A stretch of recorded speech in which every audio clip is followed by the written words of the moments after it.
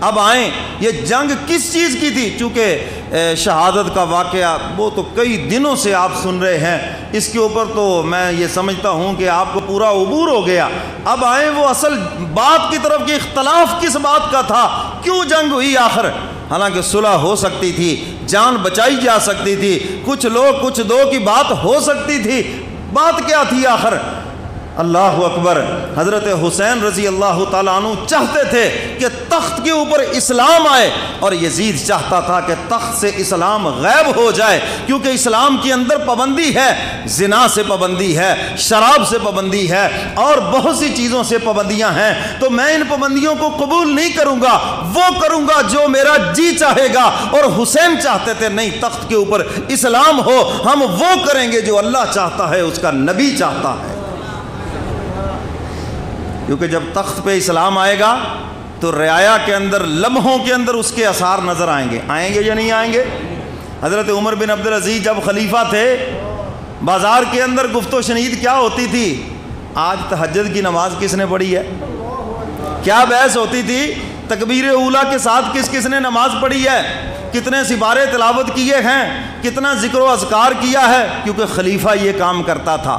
خلیفہ اور حضور کے فرمان مبارک کا مفہوم ہے، فرمایا کہ رعایا اپنے بادشاہ کے دین کے اوپر ہوتی ہے، جو بادشاہ کا دین مذہب وہی بولو اگر ان کا دین مذہب لوٹ گسوٹ ہو تو روز ڈکیٹیاں ہوگی یا نہیں ہوگی؟ بولو تو صحیح ہیں۔ اگر شراب زنا ان کے ہاں کوئی جرم نہ ہو تو روز یہ وقوعے ہوں گے یا نہیں ہوں گے؟ پھر چاہے مینار پاکستان ہو، پھر چاہے کوئی گراؤنڈ ہو، پھر چاہے کوئی بازار ہو، ہاں برسر عام عزتیں لٹیں گی، کیونکہ عزتوں کے ڈاکو اقتدار کے اوپر بیٹھے ہوئے ہیں۔ یہ اثر پڑے گا رعایا کے اوپر۔ دیکھو طالبان آئے اقتدار کے اندر، 2 گھنٹے نہیں گزرے پورے افغانستان کے اندر عورتوں نے پردے کر لیے، یہاں تک کہ انگریز خواتین جو صحافی تھی انہوں نے بھی پردے کر لیے۔ یہ اثر پڑا جب اقتدار کے اوپر اسلام آیا، جب تخت کے اوپر اسلام آیا تو رعایا نے فوراً اس کو اپنا لیا۔ اپنایا یا نہیں اپنایا؟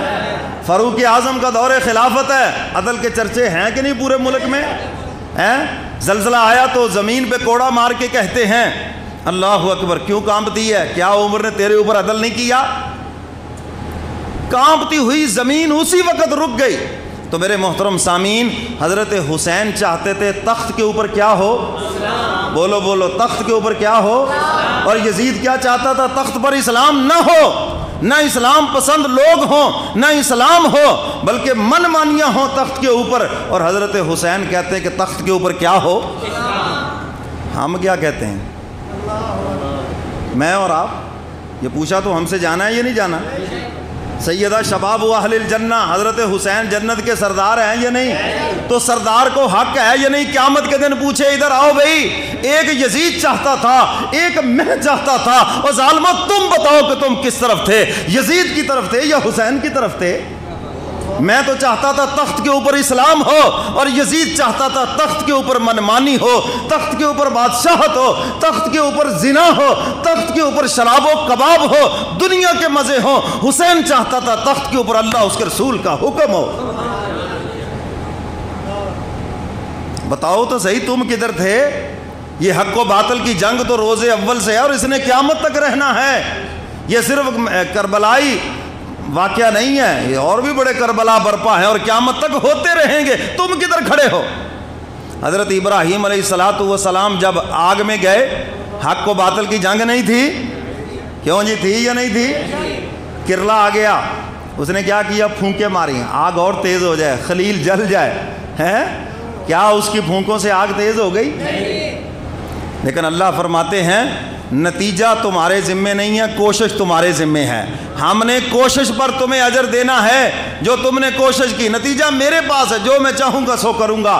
فرمایا کہ اس کرلے نے کوشش کی، آگ جلے، اگرچہ جلی یا نہیں جلی یہ تو الگ بات ہے، لیکن اس کی بری کوشش کی وجہ سے کرلا اپنی نسل سمیت مردود ہو گیا، اور یہ جانور ہے جو جہنم کے اندر جائے گا۔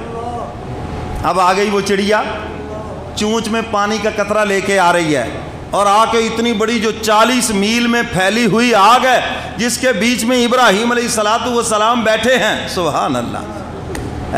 جنت کی قمیص پہنی ہوئی جنت کا لے، اور قرآن کہتا ہے ٹھنڈی ہو جا آگ، ٹھنڈی ہوگی ابراہیم پر، باہر والے تو دیکھ رہے باجی ختم، قصہ ختم۔ اللہ اکبر۔ اللہ فرماتا ہے یہ تو وقت بتائے گا ختم یا شروع ہوا ہے، یہاں سے یہ تو وقت بتائے گا۔ 20 سال کے بعد دیکھو پھر وقت نے بتایا نا کہ ختم کے شروع ہوا قصہ۔ میرے محترم سامعین، اللہ اکبر، چڑیا نے ایک قطرہ پانی کا پھینکا اور تمنا کوشش کیا ہے؟ خلیل بچ جائے۔ کوشش کیا ہے؟ خلیل بچ جائے، اللہ کا دوست بچ جائے۔ قطرے سے آگ نہیں بجھی، لیکن چونکہ اس نے کوشش کی ہے تو یہ چڑیا اپنی نسل سمیت جنت میں جائے گی۔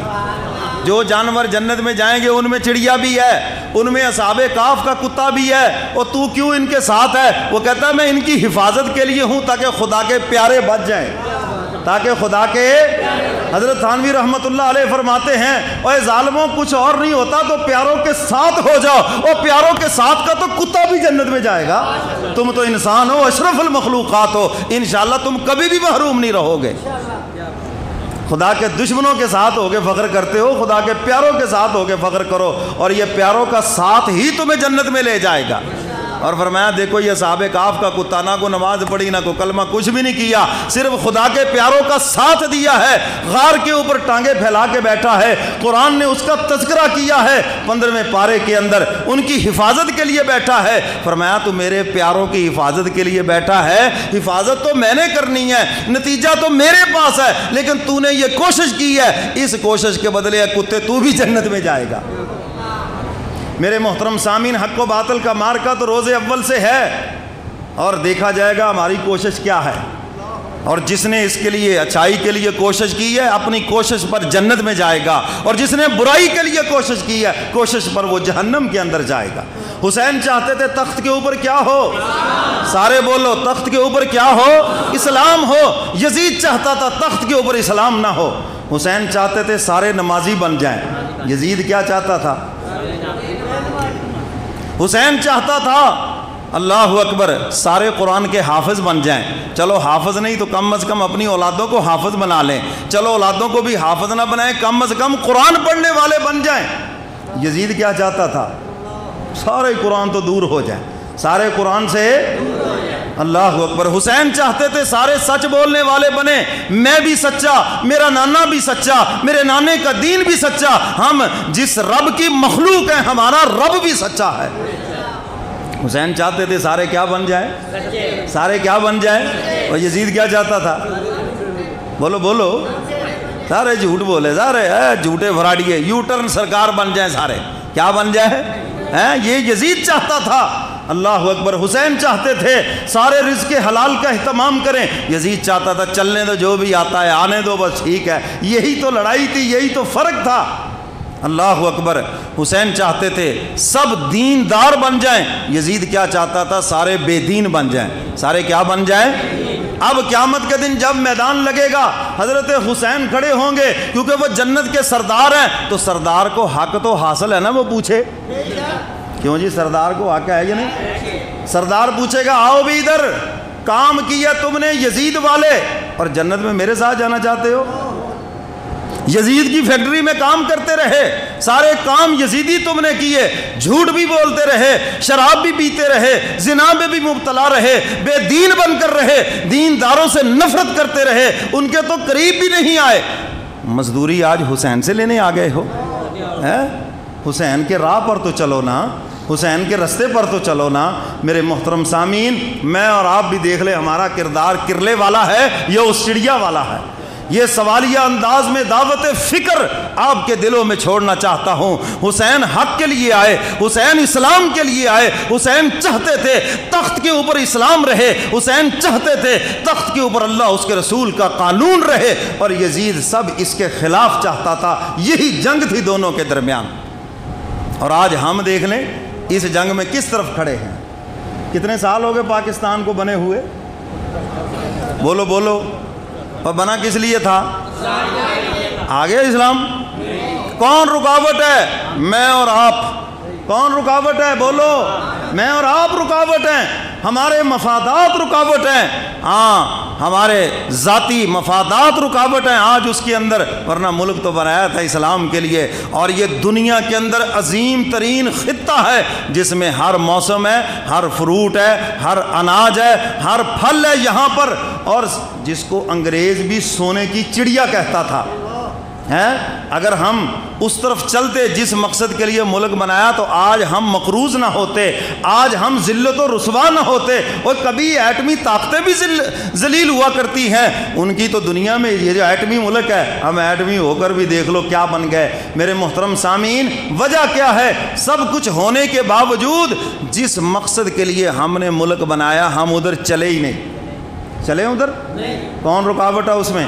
ہم، ہمارے مفادات ہیں جی۔ ہم تو ووٹ دیں گے جو ہماری برادری ہے، جو ہماری پارٹی ہے، جو ہماری نالی بنائے گا، جو ہمیں گیس کا میٹر لگوا کے دے گا، جو ہمارے مفادات کے اوپر پورا اترے گا، ہماری طرف سے چوڑا ہو، ہماری طرف سے غیر مسلم ہو، ہمیں اس سے کوئی سروکار نہیں۔ شرابی ہو، زانی ہو، کچھ ہو، کوئی سروکار نہیں، چاہے وہ اسلام کے خلاف جا کے قوانین پاس کرے، اور پاس ہوئے نہیں ہماری پارلیمنٹ میں، ہوئے یا نہیں ہوئے، تو اس میں ہمارا بھی جرم ہے، یہ سزا ہمیں بھی ملنی ہے۔ ہم نے کبھی ان سے بات ہی نہیں کی جن کو ووٹ دے رہے ہیں۔ اگر بھائی اسلام کے خلاف کوئی قوانین پاس ہوا تو آپ نے اختلافی نوٹ دینا ہے، آپ نے کھڑے ہونا ہے، ہمارے ووٹ کی لاج رکھنی ہے۔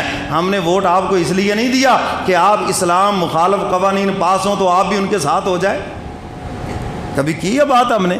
ہم صرف اپنے مفادات کے اوپر کھڑے ہیں۔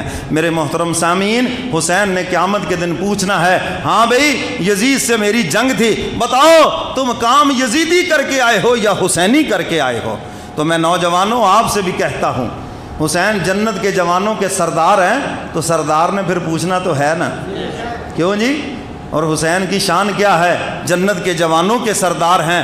والدہ وہ اللہ نے عطا فرمائی جو جنت کی جوان عورتوں کی سردار ہے، اور والد وہ ہے جو پوری دنیا کے اتقیاء، پوری دنیا کے نیک انسان سب کے سردار ہیں۔ جتنے بھی یہ سلسلے ہیں سیدنا علی مرتضیٰ پہ جا کے ختم ہوتے ہیں، اور نانا وہ ہے جو دو جہانوں کا سردار ہے۔ تو حسین نے پوچھنا تو ہے نا، ہاں بھائی کہ کون سے کام کرتے رہے؟ یزیدی کام کرتے رہے جس کے لیے میں نے جان دے دی، میں نے اپنا خاندان ذبح کروا دیا، میں نے اپنا خاندان ذبح کروا دیا، تم نے سوچا ہی نہیں۔ یہ قربانی تو اس لیے ہے اسلام سر بلند رہے، یہ قربانی تو اس لیے ہے کہ تخت کے اوپر اسلام رہے تاکہ لوگ بھی اسلام کے اوپر عمل پیرا ہو۔ میرے محترم سامعین، جب سے پاکستان بنا ہے علماء بھی زور لگا رہے ہیں، جماعتیں زور لگا رہی ہیں، تبلیغی جماعت بھی زور لگا رہی ہے۔ کیا ہم نے سارے مسلمان عورتوں سے پردے کروا لیے؟ بہت مشکل سے، اتنی محنت کے بعد بڑی مشکل سے کوئی 1-2%، اور طالبان آئے ہیں تو 2 گھنٹے میں پورے افغانستان نے پردہ کر لیا۔ کیا ہے یا نہیں کیا؟ حالانکہ انہوں نے کوئی آرڈیننس نہیں ابھی دیا، کیونکہ کسی کو مارا پیٹا نہیں ہے، پتہ کہ تخت کے اوپر کیا آ گیا، تخت کے اوپر کیا آ گیا۔ اللہ سے دعا کرو کہ وہ دن آئے کہ ہم یہ بہار اپنے ملک میں بھی دیکھیں، سب کہو آمین۔